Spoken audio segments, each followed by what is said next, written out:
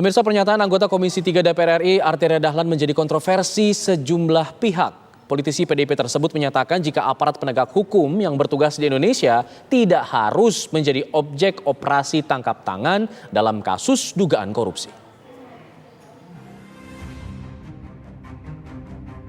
Pernyataan politisi PDIP Arteria Dahlan mengundang banyak reaksi. Anggota Komisi 3 DPR RI ini mengemukakan pendapatnya mengenai hukuman bagi para koruptor. Menurut Arteria, aparat penegak hukum yang bertugas di Indonesia tidak seharusnya menjadi objek operasi tangkap tangan atau OTT dalam kasus dugaan korupsi. Ia juga menambahkan bukan berarti penegak hukum tidak boleh dihukum apabila bersalah. Dapat bahwa untuk polisi, jaksa, hakim dan penegak hukum lainnya tidak dijadikan objek operasi tangkap tangan. Harus dibedakan antara operasi tangkap tangan dan tidak boleh dihukum.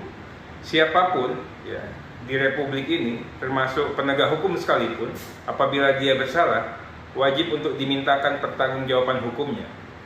Namun ada cara, ya, ada mekanisme yang patut, dan itu pun yang kita katakan open legal policy.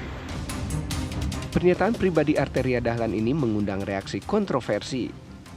Indonesia Corruption Watch atau ICW menilai logika berpikir Arteria bengkok dan lemah secara data maupun konstruksi hukum.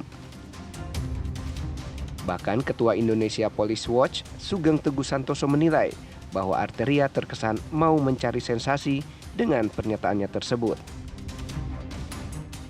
Watch beranggapan logika berpikir yang dibangun oleh Arteria Dahlan bengkok ketika mengatakan penegak hukum tidak diperkenankan untuk di-OTT oleh penegak hukum.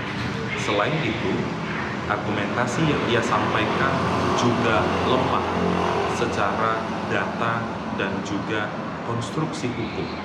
Pertama, Arteria tidak memahami bahwa penegakan hukum esensi utamanya adalah equality before the law atau semua sama di mata hukum. Yang mengejutkan nih, pertama ya. Kemudian kedua, ini mau cari sensasi ya atau sedang apa?